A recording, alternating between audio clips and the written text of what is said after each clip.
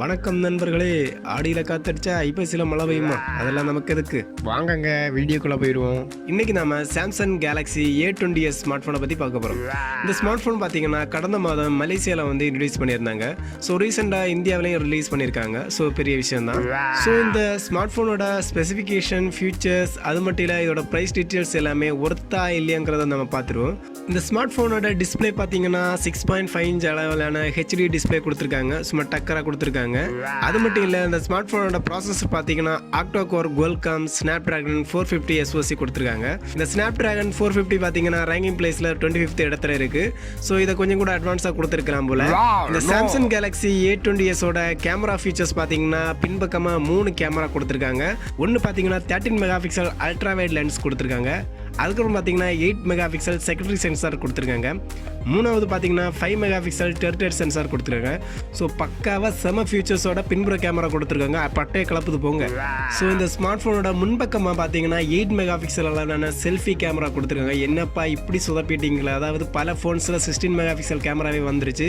இப்போ போய் front selfie camera 8 mega பிக்சலில் கொடுத்துருக்காங்க. இது ரொம்பவே டல்லு தான். ஸோ இது இதோட மைனஸாக இருக்குது.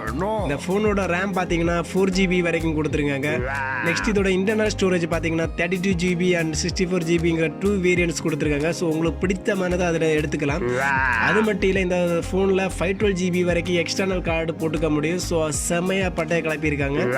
இந்த ஸ்மார்ட் ஃபோனோட பேட்டரி கெப்பாசிட்டி பார்த்தீங்கன்னா 4000 mAh பேட்டரி திறன் கொடுத்துருக்காங்க. ஸோ தெறிக்க விட்டுருக்காங்க போங்க. ஸோ அது மட்டும் இல்லை 15 வாட் ஃபாஸ்ட் சார்ஜிங் வசதியும் கொடுத்துருக்காங்க.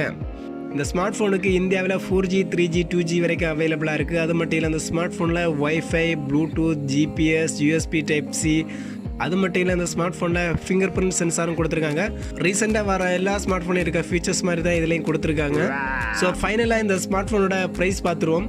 சாம்சங் கேலக்ஸி A20s ஸ்மார்ட் ஃபோனோட 3GB ரேம் 32GB வேரியண்டோட விலை பார்த்தீங்கன்னா 11,999 ரேட்டு கொடுத்துருக்காங்க. நெக்ஸ்ட் பார்த்தீங்கன்னா 4GB ரேம் 64GB வேரியண்டோட விலை பார்த்தீங்கன்னா 13,999 ரேட்டு கொடுத்துருக்காங்க.